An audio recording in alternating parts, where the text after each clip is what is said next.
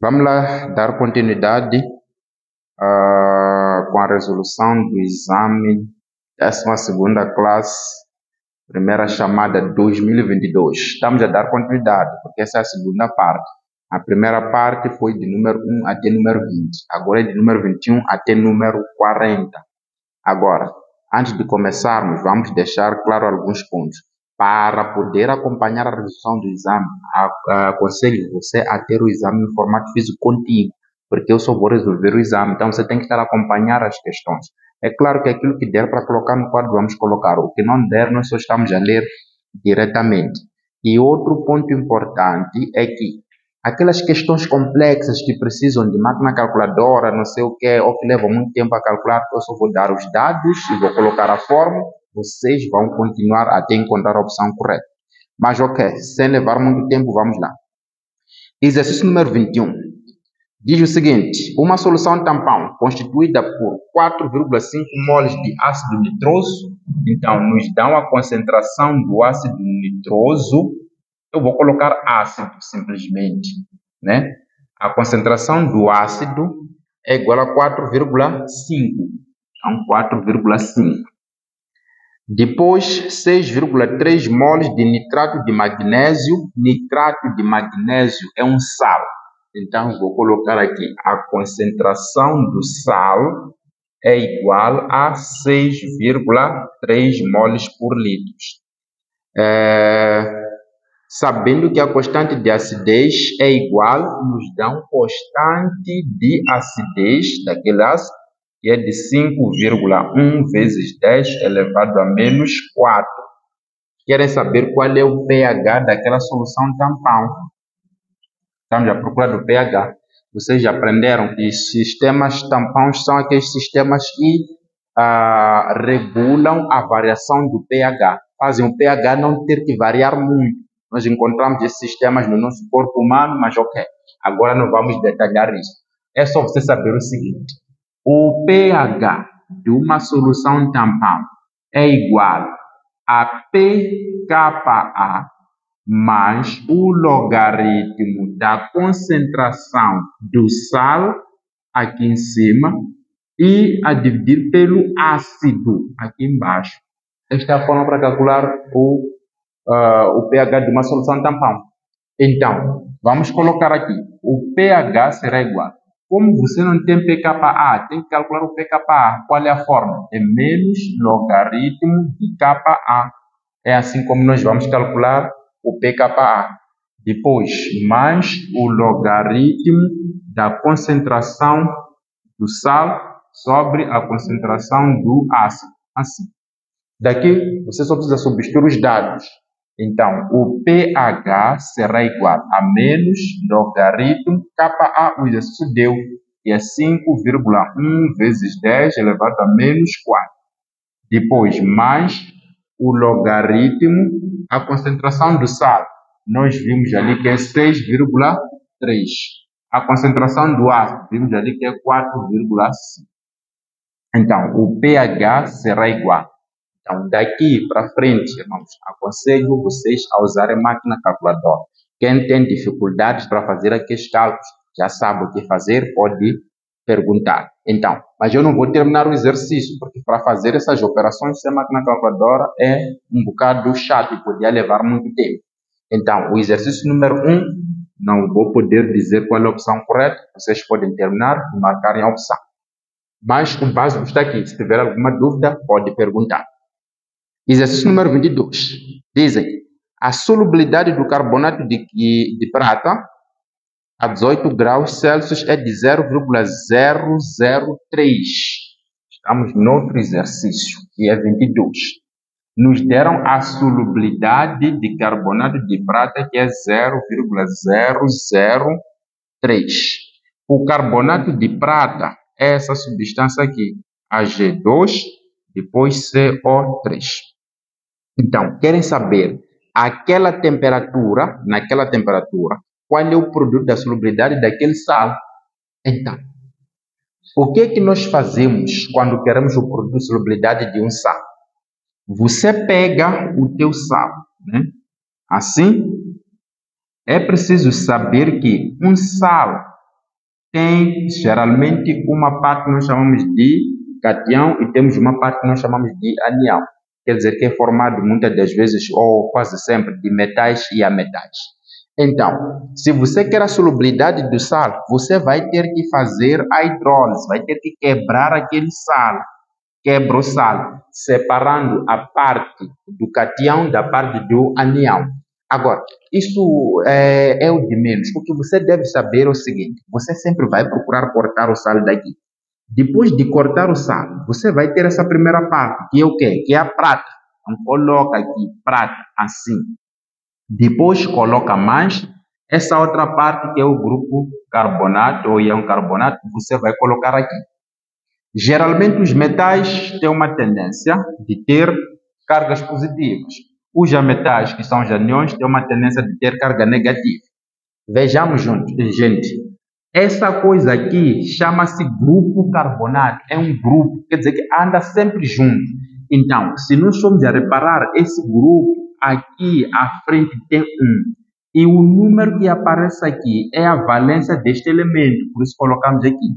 O número que aparece aqui é a valência do carbonato. Por isso vai estar aqui. Porque dois elementos, duas substâncias químicas ou dois elementos, quando reagem, trocam-se de valências. Só que vocês conseguem ver que aqui nós temos 2 átomos de prata. Só que aqui já só temos 1 átomo de prata. É preciso acertar a substância. Este número que está aqui tem que ser colocado aqui para poder acertar a substância. Este número que está aqui tem que ser colocado aqui, mas o 1 não precisamos colocar porque é neutro. Então, nós já temos a nossa equação de solubilidade. Tudo o que nós precisamos fazer é encontrar o produto de solubilidade. O produto de solubilidade que representamos por pKs vai ser igual. Como é que você vai encontrar o produto de solubilidade? Pega a primeira substância do jeito como está, coloca aqui dentro. Do jeito como está, coloca aqui. Todos os exercícios faz-se assim, sim, faz-se assim. Você pega isso aqui junto com o índice, coloca aqui. Mas depois tem que levar de novo esse número que está aqui. Nunca o número que está aqui. O número que está aqui. Colocar ele no expoente. Assim. Vezes a concentração dessa outra substância, que é o CO3, depois 2 menos. Assim. Se tivesse um número aqui, o tal número estaria aqui dentro e ainda estaria no expoente. Nesse caso, como não tem, sabemos que é 1. Porque 1 sempre está lá, mas é neutro. Daqui vamos fazer o quê? Vamos dizer que o produto de solubilidade daquela substância será igual. Tem que fazer esse 2 elevado a 2. Vai dar 4. Tudo que é símbolo químico ou uma espécie química, nós transformamos em S. Só que como estava ao quadrado, continua ao quadrado. Aqui tem vezes, colocamos o vezes. Aqui temos 1 elevado a 1, que vai dar 1. Agora, toda espécie química transformamos em S. Depois também tem que ter expoente 1. Assim. Daqui vamos ter o produto de solubilidade será igual. Os números se multiplicam. 4 vezes 1 vai dar 4. Depois temos aqui S ao quadrado vezes S elevado a 1. Como a base é a mesma, você mantém a base e adiciona os expoentes na multiplicação. Quer dizer que a expressão da constante de solubilidade ou do produto de solubilidade seria dada assim, que é 4 vezes o S elevado a 3. Portanto, o exercício não pediu a expressão, pediu para nós encontrarmos o produto de solubilidade. O produto de solubilidade, gente, é dado porque nós já sabemos que esse S de solubilidade pode ser substituído por esse número, conforme foi nos dados aqui. Então, o que nós vamos fazer? Vamos copiar aquela expressão, que é PKS, vamos dizer, será igual a 4 vezes, no lugar de S, coloca esse número. Eu vou colocar esse número na notação científica. Colocar o número na notação científica significa o quê? Deslocar a vírgula até aqui. Vamos ver que, se eu for a tirar essa vírgula, 0003, eu vou meter 3. Só que depois colocar vezes 10 elevado, a vírgula deslocou-se quantas casas? 1, 2, 3. Então coloca menos 3. Quando a vírgula vai para a direita. Quando ela vai para a esquerda, coloca 3 positivo. Tudo isso aqui elevado a este 3 que está aqui. né? Mas você pode fazer isso com a máquina calculadora. Vai descobrir que o PKS será igual a 4 vezes 3 elevado a 3 dá 27 vezes, aqui mantém-se a base, expoente de um expoente multiplicam-se, dá menos 9. Daqui vamos ter o PKS será igual, isto aqui vai dar 4 vezes 108, vai dar 108 vezes 10 elevado a menos 9. Um número, geralmente, quando está na notação científica, diz-se que o primeiro número aqui não pode ser maior que 10.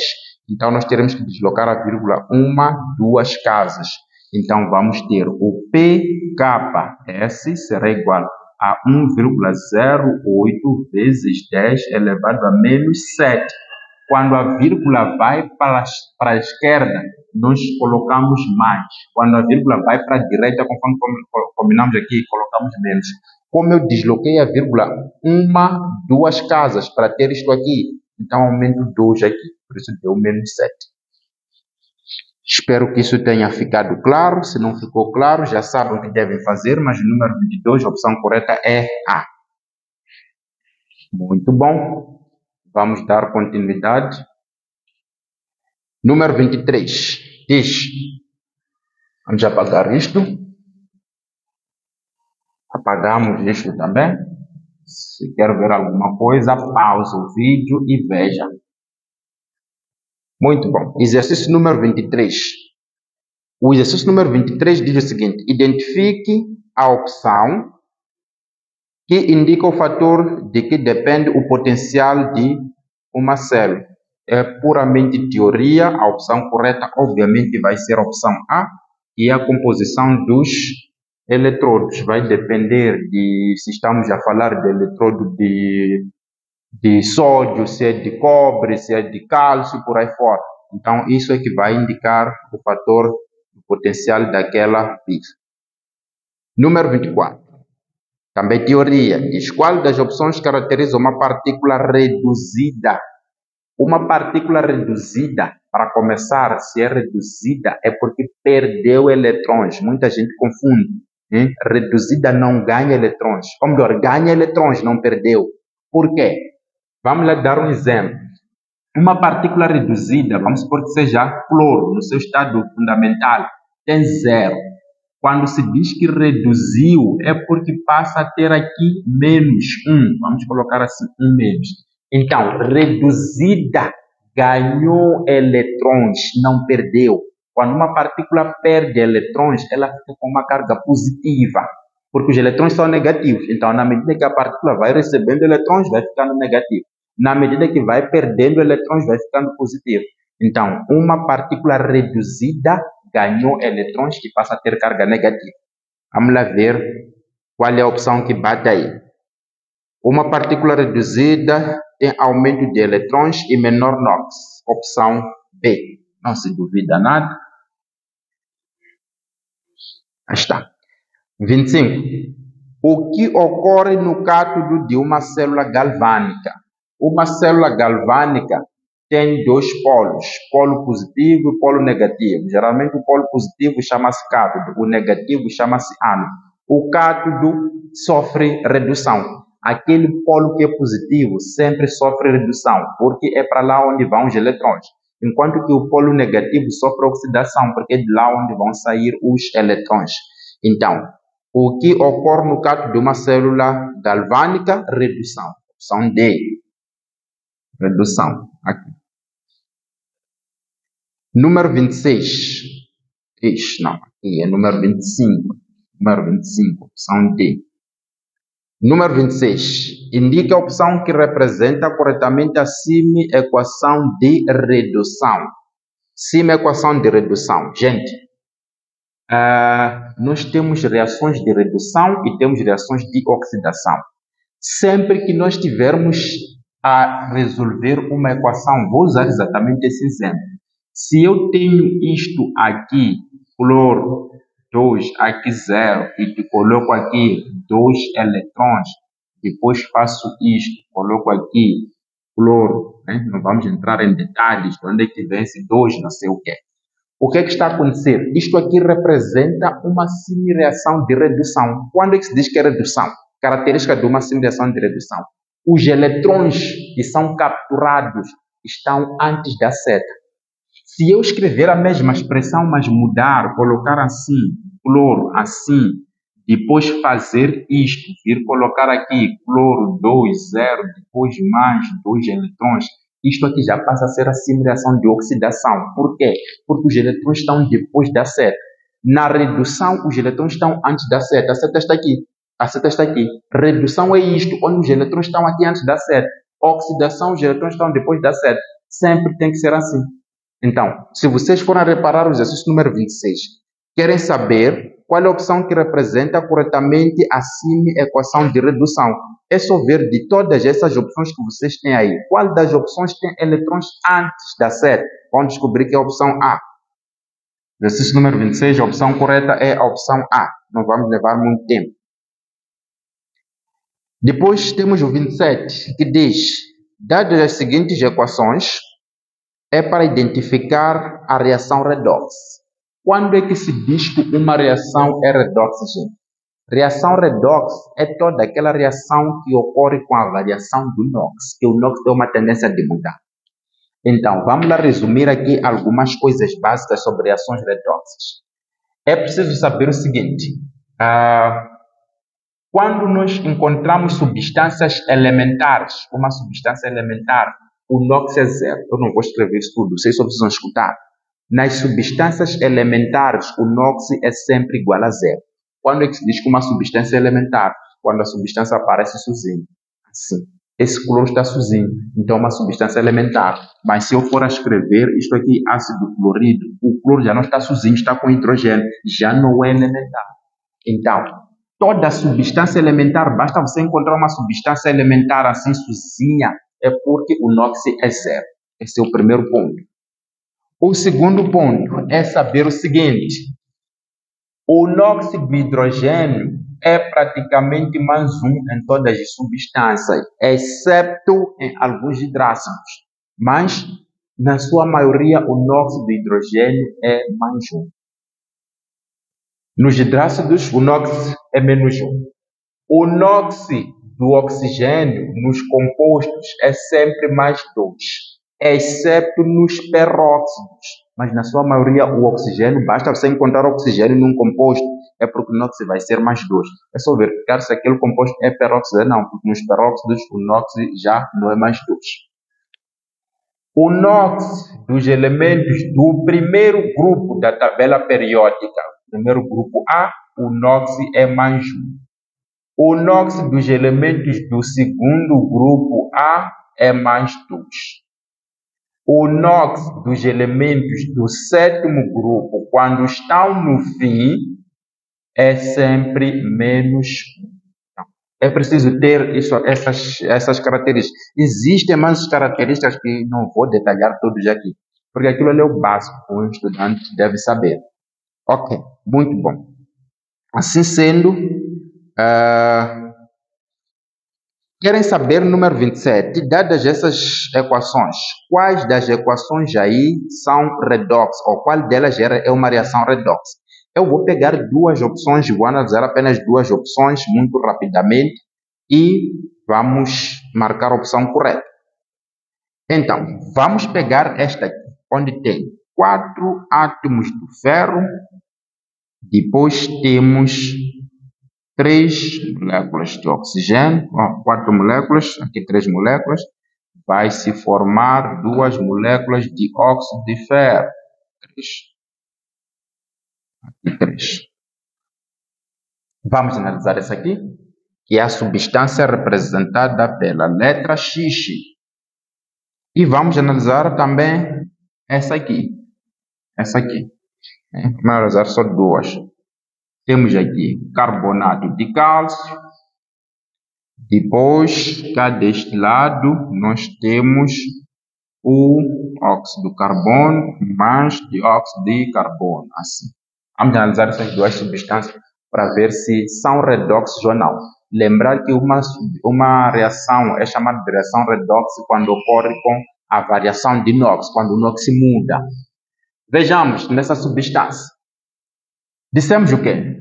O cálcio está no segundo grupo. Por estar no segundo grupo, o cálcio, então o seu NOx, elemento do segundo grupo, tem NOx mais 2. Então o seu NOx é mais 2 aqui. O oxigênio, quando está nos compostos, também tem NOx mais 2. Isso vamos colocar menos 2. Eu coloquei mais aqui. O oxigênio tem NOx menos 2, gente. É menos 2. Então vamos colocar aqui NOx menos 2 no oxigênio. O cálcio, por estar no segundo grupo, tem NOx mais 2. O oxigênio, por estar num composto, tem NOx menos 2. Aqui o oxigênio tem NOx menos 2. O que eu não tenho NOx é o carbono. Então vou calcular o NOx do carbono ali. Lembrando que para calcular NOx só precisa saber que o somatório do NOx tem que ser igual a 0 para uma substância, digamos, neutra, ou pode ser igual a carga para algumas espécies, cations e aniões. Agora, se o somatório do NOx tem que dar 0, vamos lá. 3 vezes menos 2 dá menos 6. Está boado, gente. Está boado. 3 vezes menos 2 dá menos 6. Menos 6 mais 2 vai dar menos 4. Agora, se eu tenho menos 4 e quero zerar menos 4, eu tenho que colocar 4 positivo. Onde ver que este mais este dá 6, este dá menos 6, então 6 menos 6 dá 0. Acabou, zerou. Essa parte aqui automaticamente já zerou, só por colocar o NOx tabelado. Agora, aqui, este vezes este vai dar menos 4. Para poder zerar, aqui tem que ficar mais 4, assim. Depois vamos reparar se essa reação é redox. O cálcio, em todos os casos, apresenta NOx mais 2. O carbono, em todos os casos, apresenta NOx mais 4. E o oxigênio, em todos os casos, apresenta NOx menos 2. Não houve variação de NOx. Nenhum elemento perdeu, nenhum ganhou eletrões. Então, aquilo não é uma reação redox. Porque reação redox tem que ter variação de NOx. Vamos olhar para isso aqui. Combinamos que toda substância elementar tem NOx zero, né? Temos exemplo aqui. Uma substância que está sozinho, o NOx é zero. Este ferro está sozinho, não está com mais nada o ferro aqui. Então, o NOx é zero. Este oxigênio está sozinho. Números não são elementos químicos. Não é para dizer que não está sozinho porque está a ver 3 de 2. Número não é elemento químico. Então, está sozinho esse oxigênio, tem NOx zero.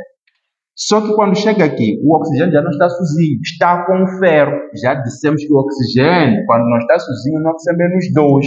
Então, colocamos aqui menos 2. Para poder zerar o NOx, nós sabemos que este vezes este vai dar menos 6. Então, aqui vamos colocar mais 3, porque esse vezes este tem que dar mais 3 para poder zerar o que está lá. Agora, vamos lá ver. O ferro aqui tem NOx 0, aqui tem NOx mais 3. O oxigênio aqui tem NOx 0, mas aqui tem NOx menos 2. Então, isto é uma reação redox, porque houve variação de NOx. Há uma substância aqui que perdeu eletrões, que é o ferro. Quando perde eletrões, aumenta a sua carga. Há uma substância que ganhou eletrões. Aquela que ganha eletrões diminui a sua carga. Essa é a opção que nos diz que temos uma reação redox, que é o X. 27, a opção correta é B. Assim. Muito bom. 28. Qual das opções é par conjugado redox? Isso aí nem se discute. Par conjugado redox também vai ser a opção B. Par conjugado redox é quando o quê? Por exemplo, quando eu tenho essa substância aqui, tenho aqui o ferro com 3 mais, depois fazer isso, tenho cá deste lado o ferro. Quer dizer que essa aqui reduz, forma isso aqui. Quando você está a colocar os pares conjugados redox, o de maior NOx fica cá deste lado, o de menor NOx fica cá deste lado. Se eu quisesse o par conjugado redox aqui, então íamos colocar o oxigênio cá deste lado com 0, depois íamos ter o oxigênio cá deste lado com menos 2. Vou tirar isso aqui. Mostrar. E é exatamente isso que vocês têm na opção B de número 28. Não vamos levar muito tempo. Aqui tem o 2, sim. Like não tem, não há necessidade. Ok, número 29. Dada a seguinte reação redox, vocês têm uma reação redox, querem saber qual das opções é uma das semi-equações dessa reação. Qual das reações aí é semi-equação dessa reação? O aplicador. Vamos tirar tudo isto. Vocês entenderam? Vocês são maus.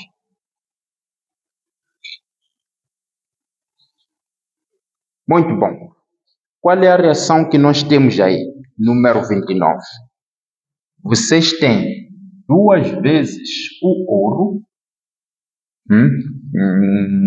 com 3 mais, reage com 3 moléculas de magnésio e forma-se o ouro metálico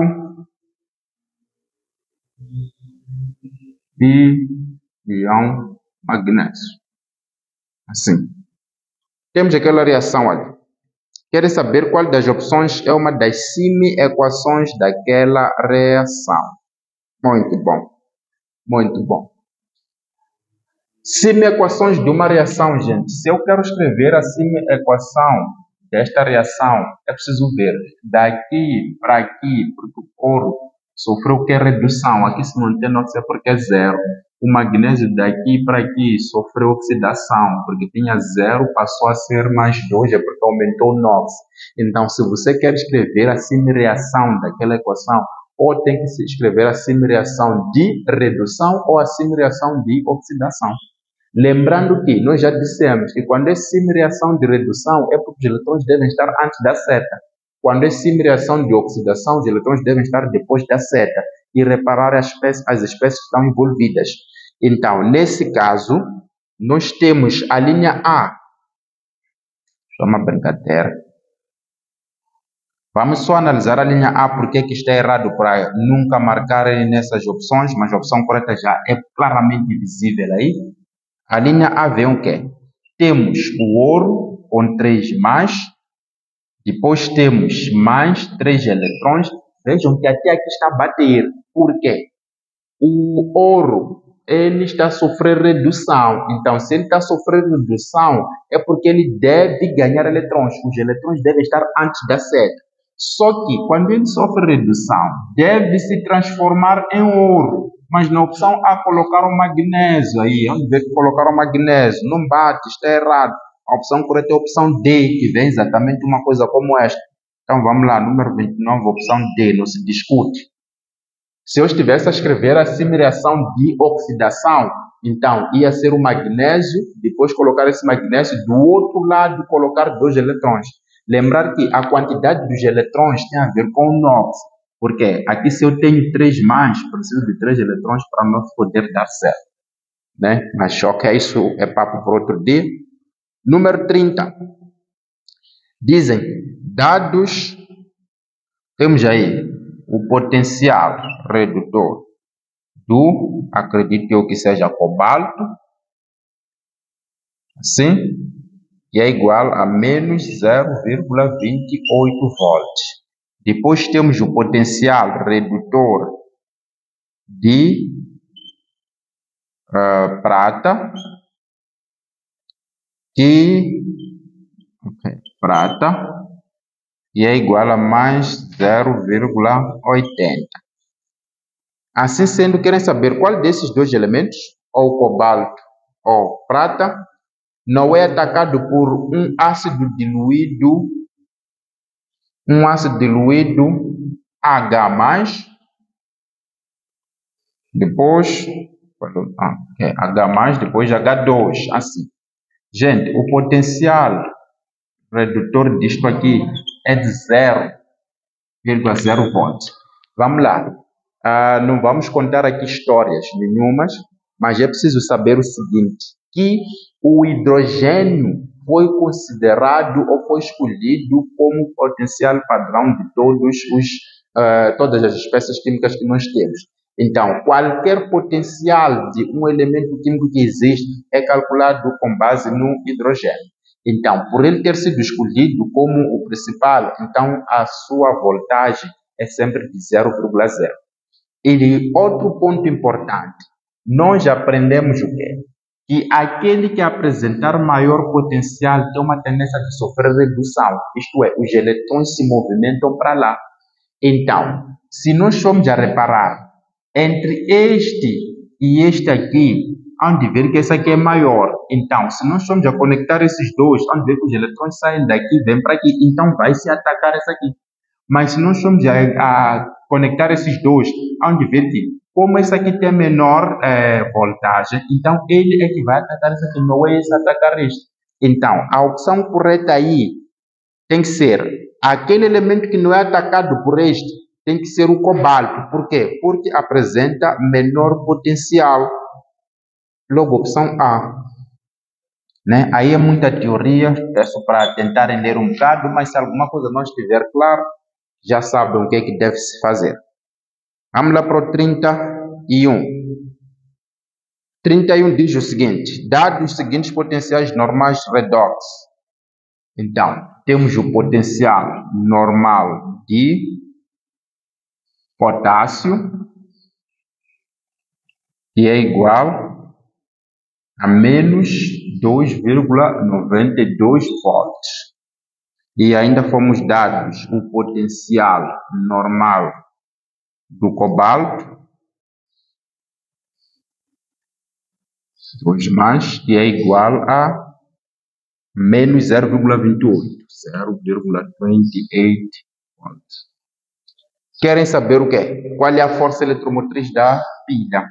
Então, força eletromotriz, consideramos isto, geralmente é igual ao agente oxidante, o agente redutor é o agente redutor menos o agente oxidante, assim.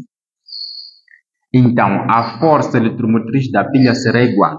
Se você não lembra da fórmula, eu também costumo esquecer essa fórmula. É só saber que a força eletromotriz é sempre igual ao maior número entre esses dois. Procura ver qual é o maior número entre esses dois. Há de ver que é este aqui. Então, coloca menos 0,28 volts. Menos o menor que é o outro. Mas respeitar os sinais. Como ele é negativo, abre parênteses, coloca menos 2,92 volts. Assim. É assim como nós calculamos a força eletromotriz. Calculando a diferença entre o maior número, o maior potencial padrão e o menor potencial padrão. Simples quanto isso. Então, dali, é só usar a máquina calculadora para encontrar o resultado daquela expressão. Vamos ter a força eletromotriz será igual a menos 0,28 volts, menos dá mais 2,92 volts. A força eletromotriz será igual. Isto aqui vai dar 4, 3, isto vai dar 6,2 e positivo, 2,64 volts. Isso era exercício número 31, 2,64, opção A. Exercício número 32, acho que passamos para química orgânica. Diz qual das opções é dos compostos orgânicos. Aí já a pessoa precisa ler um bocado para saber quando é que se diz que um composto é orgânico, quando é que se diz que não é orgânico. Mas só para definição, senhores, a química orgânica é o ramo da química que estuda os compostos do carbono, apenas compostos do carbono. Mas é preciso saber que nós temos alguns compostos de carbono que não fazem parte da química orgânica, por causa do monóxido de carbono, dióxido de carbono, ácido carbônico, por aí fora. Mas aí a opção correta vai ser, obviamente, opção C, onde vocês têm ácido lático, que é um ácido orgânico, e tem benzoato de sódio, também é um sal orgânico. E vem o ácido lático, vem dos ácidos carboxílicos, o benzoato de sódio vem dos benzenos. Tudo isso aí nós estudamos na química orgânica. Muito bom. Exercício número 33. Querem saber qual das opções é a fórmula molecular de 2,4,6 trinitrofenol? Exatamente. É 33. 33. Aí nós temos o seguinte nome. Vamos colocar o nome. 2,4,6. Depois colocam nitro, depois fenol. Ok. Primeiro é preciso sabermos escrever o fenol. Tudo indica que o fenol é o nosso composto, é a nossa cadeia principal. Gente, o fenol é um benzeno. Benzeno é uma coisa bonita assim, que tem aqui um anel, Mas esse benzeno, quando ele tem o grupo funcional dos álcoois, deixa de ser benzeno, passa a ter outras características e é chamado de fenol. Então, fenol é aquilo ali. E aqui mesmo, onde está o grupo funcional, é carbono número 1. Só que aqui dizem que no carbono 2 teremos uma ramificação, no carbono 4. Então, se aqui é 1, aqui é 2, aqui é 3, carbono 4 vai ser aqui, terá uma ramificação. No carbono 5, então, 1, 2, 3, 4, 5, 6 aqui. Então, teremos ramificações. E quais são essas ramificações? Vejam que aqui temos esse prefixo tri. O prefixo tri mostra que estamos a agrupar 3 ramificações iguais. Se fossem 2 ramificações iguais, ia ser di. Quais são essas ramificações? São ramificações do tipo nitro. Então, ramificações do tipo nitro é NO2. Então, venha colocar o teu NO2 aqui, coloca o NO2 aqui, coloca o NO2 aqui e procura a fórmula molecular daquela substância. Primeiro, conta os carbonos. Cada uma dessas extremidades aqui, desses pontinhos aqui, representa um carbono. Por isso, nós teremos 6 carbonos. Os hidrogênios, cada um desses pontos que não tem nada, apresenta um hidrogênio. Então, temos um hidrogênio aqui, temos um hidrogênio aqui, temos esse hidrogênio, portanto, temos 3 hidrogênios. Lembrar que se fosse o benzeno no seu estado puro, o benzeno no seu estado puro apresenta 6 hidrogênios, porque cada um dos carbonos tem um hidrogênio. Só que aqui, o que aconteceu? Temos um hidrogênio aqui, temos um hidrogênio aqui. O hidrogênio daqui perdeu-se, o hidrogênio daqui perdeu-se, o daqui perdeu-se. Então, temos 1, 2, com este aqui ficam 3. Depois disso, queremos o quê? Ok, vamos tentar seguir as opções, porque do jeito como estão as opções, aí vem C6, depois, como temos um hidrogênio aqui, então considerou-se 2 hidrogênios, temos esse grupo OH, então você vai colocar o grupo OH assim, do jeito como está nas opções. E temos 3 grupos nitros, então eles colocaram assim 3 grupos nitros, assim, 3. E essa é a fórmula molecular que aparece aí nas opções. E a opção correta é a opção D. É a opção D, exercício número 33, aqui. Espero que aquilo tenha ficado claro. Se não ficou claro, you know what to do.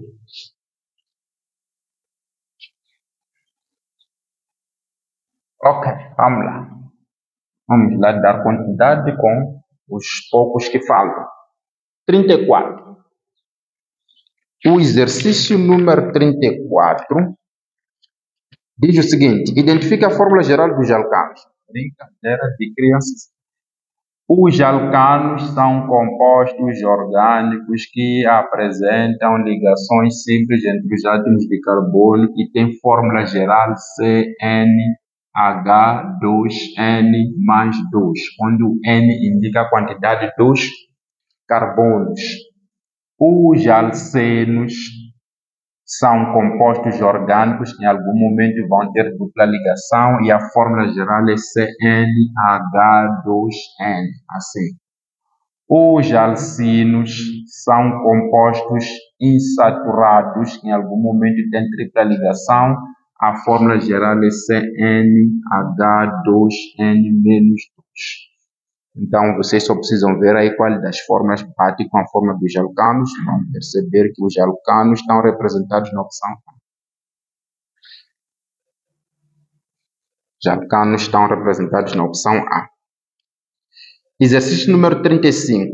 Diz, dado o composto, qual é o nome do composto? Vamos já procurar o nome desse composto aí. Vamos lá. Qual é o composto que vocês têm aí? CH3, CH, CH, CH, CH2, CH3. Depois CH3, aqui CH3, aqui CH2, CH3. O composto vem assim, queremos dar nome. Para dar nome a um composto orgânico é muito importante primeiro saber de que tipo de composto estamos a tratar. Aqui se trata de quê? De alcano. Acabamos de dizer aqui que os alcanos são compostos saturados que apresentam ligações simples entre átomos de carbono. Se você reparar, vai descobrir que são ligações simples entre átomos de toda a cadeia. Então, para dar nome a um alcano ramificado, existem passos. Eu vos encorajo mesmo a assistirem às aulas da 10ª classe, porque lá na 10ª classe, isto aqui se estuda primeiro na 10ª classe, detalhamos com os passos e tudo mais. Mas também não vamos aqui deixar de explicar o essencial. Se você quer dar nome a um alcano ramificado, o primeiro passo é escolher a cadeia principal. A cadeia principal é a mais longa e simples possível. Isto é, vamos começar a contar a partir daqui. Você conta os carbonos. 1, 2, 3, 4, 5, 6 carbonos. Assim, em linha reta. Mas também pode fazer 1, 2, 3, 4, chegar aqui desviar, dizer 5, 6. Também temos 6 carbonos, assim não tem nenhum problema. Aqui, 1, 2, 3, 4, não faz sentido. 1, 2, 3, não faz sentido. Então, a maior cadeia aqui é esta que nos ajuda a encontrar 6 carbonos. É exatamente esta cadeia. Esse é o primeiro passo. Escolher a cadeia principal a mais longa e simples possível para os alcanos. Depois, o segundo passo é enumerar os carbonos da cadeia principal. Isto é, temos que começar a dizer carbono número 1, número 2, número 3, número 4, número 5, número 6. Mas só daqueles carbonos que estão na cadeia principal. Portanto, para enumerar existe uma regra simples. Entre este carbono e este carbono, um deles terá que ser carbono número 1. A regra diz o seguinte: o carbono número 1 é aquele carbono que está mais próximo da ramificação. Vamos lá ver as ramificações aqui. Isto aqui é uma ramificação, isto aqui é uma ramificação, porque não está na cadeia principal. Isto aqui é uma ramificação, porque não está na cadeia principal. Isto aqui é uma ramificação, tudo isto aqui é uma ramificação. Então, temos 3 ramificações. Vamos lá ver. Entre este carbono e este carbono, qual deles está mais próximo de uma ramificação? Se eu começar a contar daqui, vou contar 1, 2, encontro ramificação no carbono 2. Se eu começar a contar daqui, conto 1, 2, 3, encontro ramificação no carbono 3. Então, este está próximo da ramificação. Este vai ser o carbono número 1, este número 2, este número 3, aqui 4, aqui 5 e aqui 6. Já está o segundo passo. O terceiro passo diz o quê? Dar nome a todas as ramificações. Ramificação é tudo que não está na cadeia principal. Esta e esta são ramificações. Agora, para dar nome às ramificações, existe um passo muito simples que diz o seguinte: se você encontrar ramificações iguais, é preciso agrupar as ramificações iguais. Vejamos, gente. Esta ramificação aqui só tem um carbono e 3 hidrogênios. Essa aqui tem um carbono e 3 hidrogênios. Essa aqui tem 2 carbonos e 5 hidrogênios. Então, nós conseguimos ver que esta ramificação e esta ramificação são iguais. São iguais por quê? Porque tem a mesma quantidade de hidrogênios e a mesma quantidade de carbonos. Então, se nós temos essas 2 ramificações iguais, nós vamos agrupar. Como é que se agrupa? A primeira ramificação está no carbono 2. Então, você coloca 2. Depois, vírgula, a segunda ramificação está no carbono 3. Então, você coloca 3. Como são 2 ramificações iguais, agrupamos usando o prefixo di. Isto é, são 2 ramificações iguais, então vamos colocar o prefixo di.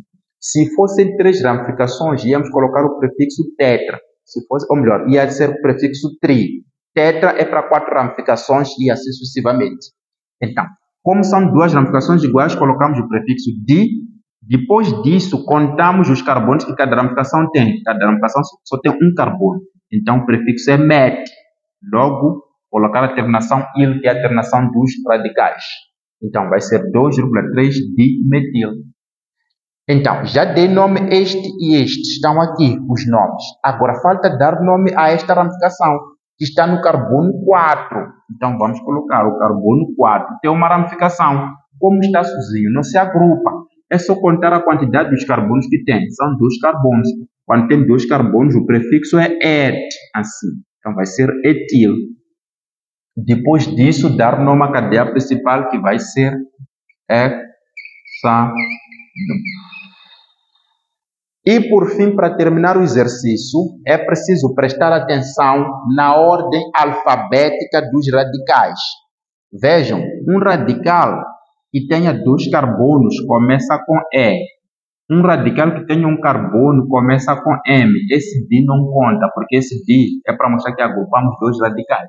Então, isto aqui é encontrando, mas é metil, isso aqui é etil. Você tem que ver a primeira letra de cada radical e ver entre essas letras aqui, qual é a primeira letra que nós encontramos quando estamos a ler o abecedário. Vamos ver que nós encontramos o E antes de encontrarmos o M. Então, agrupamos, o nome tem que ser esse. Tem que ser 4-etil. Esse aqui tem que ser o primeiro a ser colocado. Depois vamos ter 2,3 de metil. E, por fim, colocamos lá o hexano.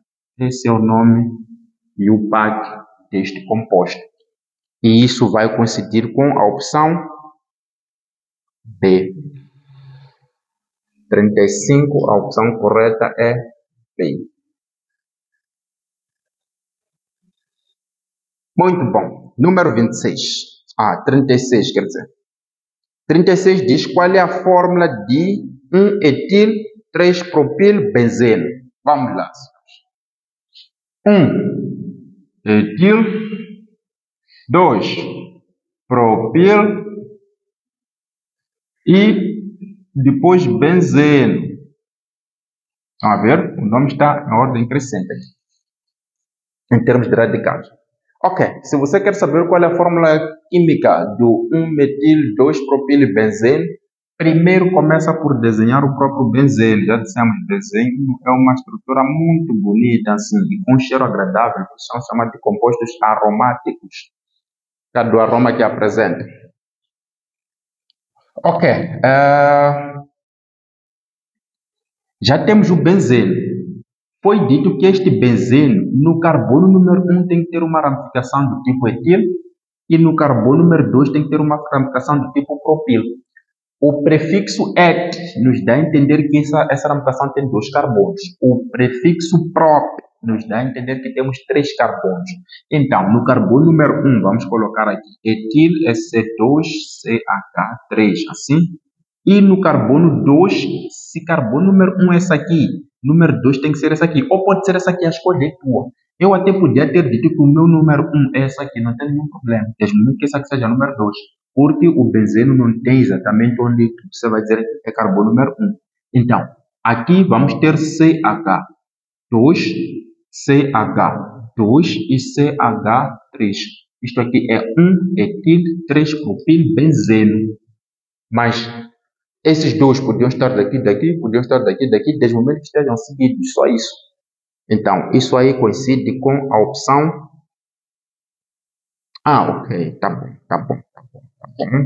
Eu aqui cometi mistake aqui. Aqui é 3-propil, não 2. Significa que, se esse aqui é o meu carbono número 1, salto esse aqui que é 2, o 3 está aqui. CH2, CH2, CH3. Havia falhado ali. Então, se eu tivesse escolhido aqui como carbono número 1, então ia saltar esse aqui, o 3 estaria aqui. Se eu escolher esse aqui como número 1, ia saltar aqui, depois o 3 estaria aqui. Então, assim sucessivamente. Então, vamos ver que a opção correta é a opção D. É 36 isso, né? Exatamente. Opção D. Número 37. Vamos lá. Falta pouco. Vamos apagar tudo isto. Já é moleza.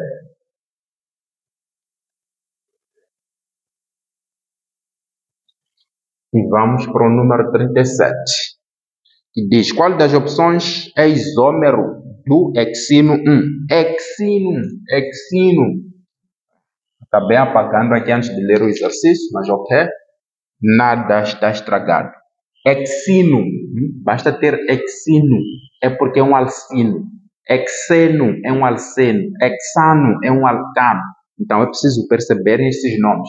Hexino é um alcino. E é um alcino que apresenta hex. Significa que tem 6 carbonos. Né? É um alcino que tem 6 carbonos. Os carbonos são 6. Os hidrogênios, eu acabei apagando aqui a fórmula geral dos alcinos, mas vou colocar de novo. A fórmula dos alcinos é CnH2n menos 2. Significa que se um hexino tem 6 carbonos, se eu quero a quantidade dos hidrogênios, é só levar esses 6 colocar aqui. 2 vezes 6 dá 12, menos 2 vai dar 10. Então, o hexino 1 vai ser exatamente isto aqui. Então, estão a perguntar qual das opções abaixo é isômero do hexino 1. Isômeros são duas substâncias que apresentam a mesma fórmula molecular. Isso quer dizer o quê? Se o meu hexino 1 apresenta essa fórmula molecular, eu tenho que percorrer essas opções até encontrar uma outra opção que vem com aquela fórmula molecular, isto é, com 6 carbonos e 10 hidrogênios. Vamos lá. Para pessoas atentas, vão ver que a opção D já está errada, porque vem heptino. Heptino já tem que ter 7 carbonos, não falha nada. A opção B também está errada, porque vem hexeno. Hexeno é um alceno, e os alcenos não têm a mesma fórmula geral. Nós acabamos de ver as fórmulas gerais. Se é hexeno, é porque pode ter 6 carbonos, mas a quantidade de hidrogênio será 12, não será 10, por causa da fórmula. Pode recuar um bocado do vídeo para ele ver de novo a fórmula dos alcenos. Então, nós podemos tentar analisar a opção A e a opção C. Só que a opção C também está errada. Por que a opção C está errada? Porque vem 3-metilbutino.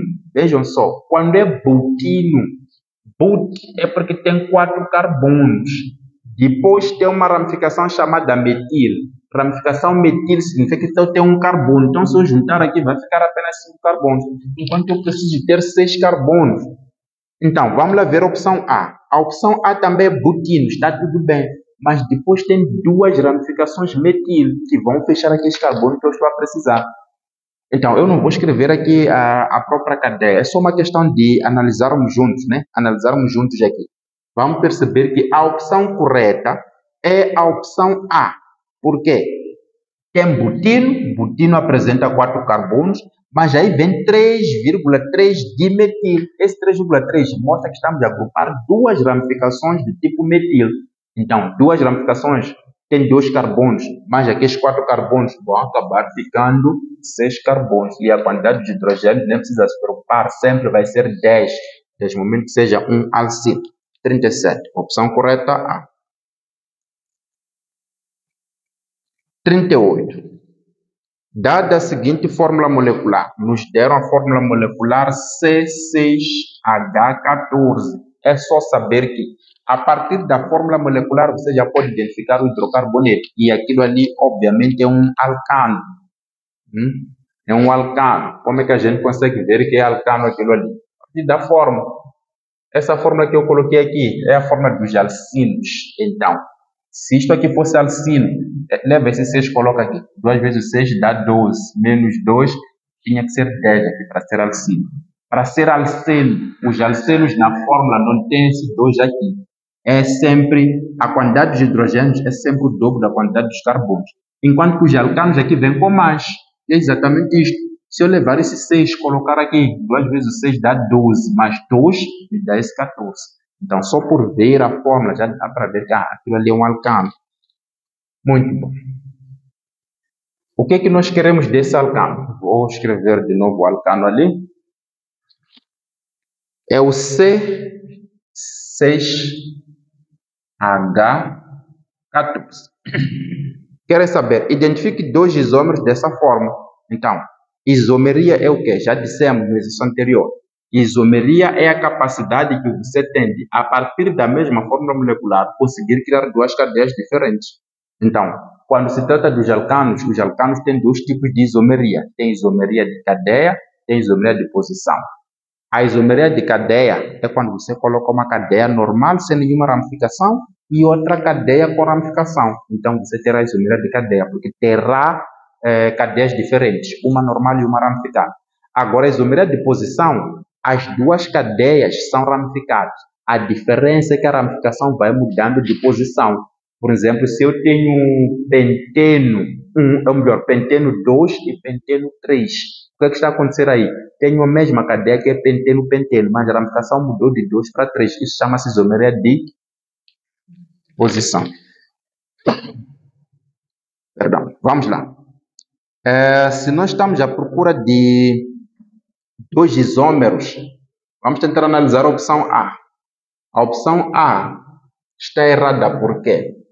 Porque isomeria não é mudar o tipo de cadeia. Se repararem na opção A, vão descobrir que o primeiro composto é, de fato, um alcano com 6 carbonos e 14 hidrogênios, só que o segundo composto é um alceno, tem dupla ligação, e os alcanos não têm dupla ligação. Descartamos essa opção. Nessa ordem de ideias, também vamos descartar a opção D, porque a opção D aparece uma substância com dupla ligação, não pode, porque os elementos, os alcanos não têm dupla ligação. Então, ficamos com a opção C e a opção B. Vamos lá pela opção C primeiro. Eu desconfio que esteja errado a opção C, porque no primeiro sítio vocês têm 1, 2, 3, 4, 5, 6 carbonos, conforme está ali. Está tudo bem, 6 carbonos. Só que no segundo temos 1, 2, 3, 4, 5, 6 carbonos. E tem uma ramificação que traz o sétimo carbono. Não pode, porque isso tem que ter apenas 6 carbonos. Então, a única opção que bate aí é a opção B, que tem 6 carbonos, a primeira cadeia, depois tem uma cadeia com 5 carbonos e uma ramificação no meio. Então, isso nem precisávamos escrever, é só uma questão de discutirmos. E vocês perceberam. Se não perceberam, sabem o que é que deve fazer. A opção correta é 38 é B. 39. Dados os isômeros, quais são os nomes? Temos 2 isômeros aqui. E esses isômeros que fomos dados no 39 são exatamente os mesmos que estão no 38. São exatamente os mesmos. 38, opção B. Onde vê que são os mesmos.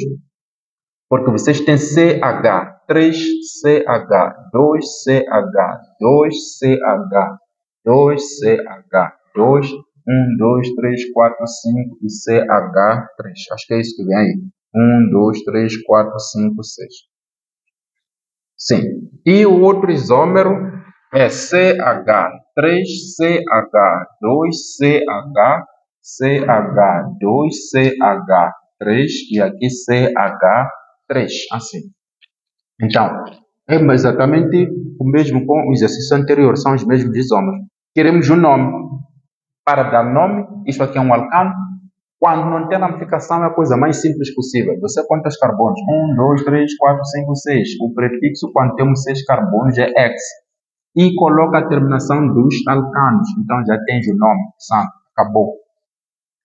Quando tem ramificação, conhece um espaço, resolvemos o exercício lá, que diz, escolhe a cadeia principal a mais longa e simples possível. Enumera os carbonos da cadeia principal, começando daquele lado que está próximo da ramificação. Mas como essa ramificação está nas mesmas posições, tanto daqui, então qualquer um poderia ser o número 1. Porque se eu contar 1, 2, 3, a ramificação cai assim. Mas se eu começar daqui, 1, 2, 3, a ramificação cai no mesmo sítio. Então qualquer um poderia ser o carbono número 1. Depois de dar nome às ramificações, a minha ramificação está no carbono 3. Então vou colocar 3. Essa ramificação só tem um carbono, então recebe nome de metil, assim. E dar nome à cadeia principal, que vai ser o meu pentano. Pentano por quê? Porque apresenta 5 carbonos, o prefixo é pent, e a terminação ano, e a terminação dos alcanos. Era simples demais. E para terminar, dada a seguinte equação incompleta, qual é o produto dessa reação? Vamos terminar o exercício número 40. Aplicando as propriedades químicas dos alcanos e alcenos. Vamos lá, gente. O que é que nós temos aqui? CH2, dupla ligação, CH, traço, depois CH2, CH3. CH2, CH3. Está a reagir com ácido iodrídrico. Assim. Primeiro, não vou escrever lá daquela do espaço, vamos terminar daqui. Primeiro, o que nós temos aqui? Isto aqui é um alceno. Como é que a gente consegue ver que é um alceno? Porque temos aqui dupla ligação. Os alcenos, na química, têm uma reação característica chamada reação de adição. Isso significa o quê? Quando o alceno está a reagir com um composto qualquer que seja, esse composto uma parte deve ser adicionada num dos carbonos, a outra parte deve ser adicionada noutro carbono, mas daqueles dois carbonos que estão envolvidos na dupla ligação. E a dupla ligação vai quebrar, vai desaparecer. Então, daí nós vamos ter o quê? Esse hidrogênio aqui vai ser adicionado aqui e este iodo vai ser adicionado aqui. De acordo com a regra de Markovnikov, o iodo tem que ser adicionado naquele carbono menos hidrogenado. Entre esses dois carbonos, qual deles tem poucos hidrogênios? Descobrimos que esse aqui. É aqui onde vem o iodo. Então, o carbono, ou hidrogênio, quer dizer, vai para o outro lado. Então, o que é que nós teremos como resultado? Se estamos a dizer que esse hidrogênio será adicionado aqui, e aqui já tinha dois hidrogênios, vamos passar a ter CH3. A dupla ligação quebra. Aqui temos CH, só que estamos a dizer que este iodo será adicionado aqui. Então, coloca o iodo, ou coloca por cima, ou coloca por baixo, ou coloca daqui mesmo, isso não muda o resultado. E o resto vai manter-se do jeito como está, assim. E o número 40, a opção correta vai ser logo a opção C, 39. A opção correta é o quê? É o hexano, depois 3-metilpentano. O 39, a opção correta era B. Então, o 40, a opção correta é a opção A. Então, assim termina a resolução desse exame. O combinado é: tenha o exame na mão para fazer o acompanhamento da resolução e tudo que não foi calculado, vocês calculam.